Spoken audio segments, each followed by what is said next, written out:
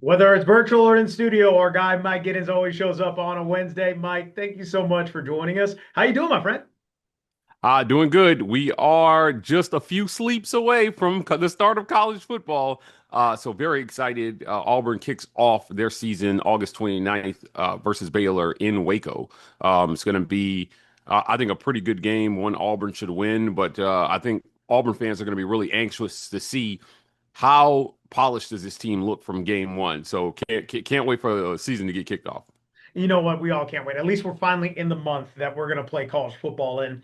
Let's get right into it. Jackson Arnold, obviously QB1, the new guy on campus coming in from Oklahoma. There were reports coming out from fall camp that DJ Durkin, obviously a guy who's going to have his defense ready to go to kind of take it easy on Jackson. What were your thoughts and what's the overall reaction to taking it easy on the QB1, the new guy on campus? There's a couple of thoughts I have here. I if this is something that Hugh Freeze does, I think I'm okay with it. If this is how he's managed his QBs, that's the guy you've hired. I don't know how necessary it was to say publicly though, because you know what's going to happen if Baylor throws a blitzes at Jackson Arnold and he doesn't handle the blitz well. You know he's going to get fried in the media by people saying, "Well, you took it easy on your QB in practice, so what did you expect when they didn't take it easy on him in games?"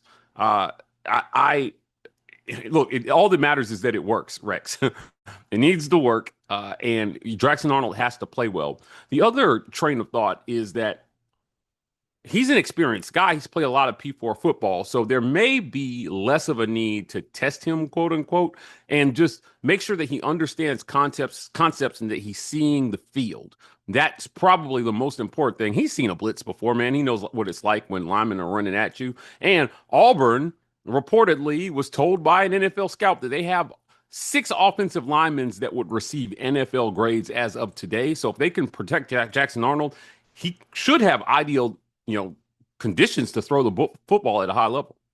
You know what? And that's incredible to hear because we need them to protect guys like Jackson Arnold to stay upright.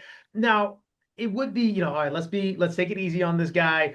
But there's also a sense of urgency that the team is feeling, right? I mean, we've talked about it several times as the season's coming closer and closer. There is a sense of urgency for Jackson Arnold, Auburn, all to win now this third year because it's all been building up towards this season for Hugh Freeze, right? Yeah, there is a sense of urgency. Hugh Freeze has been asked a couple times this offseason about pressure and whether he feels pressure. And he told me in our one-on-one, he doesn't feel pressure, but he does understand that there's a sense of urgency around winning this year. First 2 years didn't go as planned. Everyone was disappointed with two straight losing seasons to kick off his tenure. But he preached about upping the talent levels to match the Alabamas and Georgias and now the Texases of the conference. They've done that. And if he's got his guy at quarterback, what it should look like is it should look better, but that doesn't decrease the sense of urgency that they have to get 8 games at least this year. Now, you and I have talked repeatedly about this schedule, giving Auburn opportunities to hit that total. The first 6 games are kind of brutal. You open up with Baylor on the road, you've got Ball State and South Alabama, and then you open your SEC slate at Oklahoma, at Texas A&M Rex, and with Georgia coming to the Plains. Auburn's got to beat Baylor, and they've got to win one of those first three. That puts them 4-2 in the middle of October, and in a prime stretch where they get 5 games that they should be favored to win if they can leave that first 6 game stretch 4-2. It should be a better team than Missouri, Arkansas, Kentucky, Vanderbilt, and Mercer. That's the most winnable stretch of Auburn football I've ever seen. You go 5-0 after a 4-2 start, and then you're 9-2 with a chance to beat Alabama to make the college football playoff. And that's exactly where Hugh Freeze needs to be. Now, if they're 8-3 headed into the Iron Bowl, I think the college football playoff committee has set the precedent. 9 wins, even from the SEC, is not going to be enough to get in. And particularly for Auburn with this schedule that they have this year, I don't think at 9-3 they could claim enough quality wins to make this college football playoff. Not as the schedule looks today. Now, if it pans out that some of these teams are better than we anticipated, then great for Auburn. But they've got to win them. And if you're 8-3 headed into the Iron Bowl, I think they'll be playing the role of spoiler. a chance to get to 9 wins, but also a chance to keep Alabama out of the college football playoff potentially if they're a 9-win team headed into the Iron Bowl. And if you're listening to this and you're thinking, Mike G, you're crazy, 9 wins only for Alabama. They missed the playoffs at 9-3 last year, Rex. So it is not a stretch to think that that could happen again this year. I think Kalen DeBoer is getting a baptism into the SEC and really learning. Look, man, it's harder out here because the guys that you need to beat, they got as much talent as you do, and the guy across the field coaching from you, he's getting paid a lot of money to beat you. This is the SEC, and it's tough for everyone, even in favorable years like what Auburn has. You still have those monster matchups on the schedule that you've got to find a way to get your fair share of. So, just my thoughts here about the urgency. There's urgency, but there's also an opportunity, Rex, and that opportunity lies in that 5-game stretch after Georgia comes to the Plains. I absolutely love that analysis right there. And it's crazy to think again, 9 wins in the SEC guarantees you like almost playoff contention at that point. Not in this world. I know that the playoff field, we could go on another entire podcast about that, but it is really interesting. This is a prime opportunity. Get through the stretch. Finally, maybe we get some happy Auburn fans during football season. We'll leave it at that. But something to be happy about. Jacquez Wilkes, you called him the crown jewel, or at least the War Rapport. It was really interesting read. The War Rapport calls him the crown jewel of this 2026 recruiting class. What makes him so special? Jacquez Wilkes is good. He's really good. And in a cycle where Auburn has kind of lagged in recruiting now, but On3 and other publications are coming out and saying that Auburn is prime for some big time flips here, just like they were last year. Jacquez Wilkes shines, man. He's the type of guy that they want. And my sources have told me that based on the court ruling that we've talked about repeatedly on this segment, that has now said that third parties are to be treated like any other, third party business. The collectives are to be treated like any other third party business. Rex, Auburn lawyers were on it. I think they saw that coming. I think they pivoted, and I think that had something to do with landing Jacquez Wilkes. That means opening up the pocketbooks and treating this cap like everybody else is treating it right now. That's ranked very highly in recruiting. They try to play by the rules. The rules changed mid-game, so Auburn is adapting. I think you see even more Jacquez Wilkes types players committing to the Tigers down the stretch here, and with those first 6 games I talked about, if you can beat Baylor to open your season August 29th, I think it would be a huge lift to the recruiting pitch that this staff is going to have, saying, we told you we had this thing primed up and ready to go the right direction. So join the Auburn Tigers train now. We have an even better offer on the table for you financially. And if you were considering us before, you should definitely still consider us now. Early signing day isn't until December. So there's no reason, if money was the only reason you weren't committing to Auburn, that you can't change your mind if they match the money mid-game. That's the name of it right now. Auburn has everything to offer that the Georgias and the Alabamas do, except for a current winning culture. And if they can show that in the first 6 games, I think recruiting improves, and Jacquez Wilkes is a sign of that. So that is also what I wanted to talk about too. You go 4-2, 5-1 in that stretch. You not only secure this season to be a more successful one, but you set up your future. That's what's riding on this first part of the season, right, Mike? Yeah, it is about showing proof of concept. That's the best way to put it. Right now, you don't have a whole lot to show that, except for, hey, we were close, which that's true. If you go back and you look at the schedule, nobody ran Auburn off the field last year. In those losses, I think Georgia maybe was the highest scoring team there with 31 points. That's it.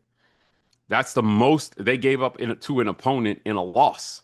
Vanderbilt beat them. They only managed 17 points. As much as people like to make a big deal of Diego Pavia being the Hugh Freeze slayer, he didn't play well in that game. He was 9 for 22. That loss was about Auburn not being able to move the football. And Diego Pavia didn't have anything to do with that.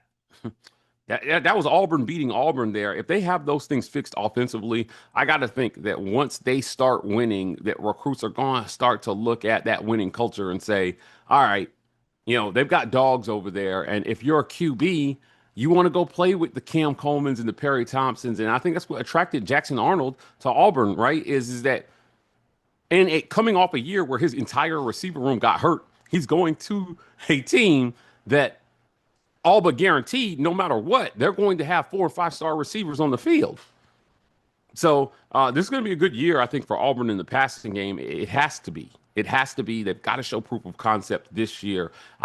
We asked this question on our live Rex about whether 7-5 would warrant firing, or could you explain away a 7-5 season? My co-show hosts think that there is some explanation that would suffice for a 7-5 season. I am not in that. I'm not in that boat. I don't think you're going to be able to blame it on injuries. I cannot. After the first 2 years, I don't think there's going to be an acceptable reason for 7-5 with this schedule. They've just got to find a way to get it done. This is probably just like, let's call it what it is. He's pretty much on the hot seat. You got, with a favorable schedule, favorable stretches, and even more talent, there has to be proof of concept, as you mentioned. And just to sit with him for a while, could you imagine the biggest smile on Jackson Arnold's face when he looks around and sees the Cam Coleman's, the Eric Singletons, after coming from a situation where everyone was the walking wounded in the wide receiver room? So I'm so happy for Jackson. What an incredible opportunity. One of the things we love about college football are the traditions. And a lot of that has to do with the rivalry games, right? It's unlike anything in the NFL. Sure, you have like the Broncos and Raiders have their rivalry, Kansas City and the Raiders, all that stuff. It's good up there, but it's just different in college. Unfortunately, one of the things that we're seeing now is a lot of these traditional rivalries are leaving the home and home situation, right?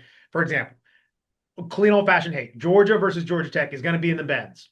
That's fine. I get it that it's in a bigger stadium, but I love that the Iron Bowl is still on home field, whether it be Auburn or Alabama, or now Georgia's coming to the Plains. That's so special because that environment during a rivalry game is different. Mike, I wanted to get your thoughts. Moving these historic rivalry games to, you know, pro stadiums or other stadiums to accommodate more fans. What are your thoughts on that? Um, if it's about the money, I get it. But if you think about the history of the Iron Bowl, that used to be a neutral site game played at Legion Field in Birmingham. There was a fight from the Auburn side to push that to the campuses. And there was a fight against it by Bear Bryant and company because Legion Field, if we're being honest, is not neutral. It is I mean, a you're dead round the corner smack. drive for Alabama fans. Yeah, I mean, it was better. It was better for both schools that game got moved on to campuses. And quite honestly, if you listen to what Georgia players have to say at SEC media days, talking about how going to Auburn, toughest environment in the SEC, why take that away from fans? This is what I love about our conference leadership. Greg Sankey is a visionary. He understands what makes this conference go, both from a culture standpoint and financially. And I think he would be the main obstacle standing in the way of moving these rivalries to neutral site games. The SEC is very fortunate, though, Rex, in that they have incredible venues to play at. Alabama, they seat over 100,000 people. Georgia, the Swamp. I mean, these aren't small stadiums. It's not like Oregon. I think Outson is like 60 something. So I get it. But you've got 85 plus at most SEC venues. So you can accommodate as many fans as is necessary. I think it's always going to be a hot ticket, no matter how many seats you have. But ultimately, conference leadership, I think, would stand in the way in terms of destroying what would be a very historic part of those traditional rivals. Could you imagine moving LSU Auburn to a neutral site game? Please Night no. games or LSU are historic, and every single one of them that we get is a blessing to watch as a college football fan. If you've never been down there at night for a night game at LSU, it's unlike anything you've ever seen. And we need more, not less of that.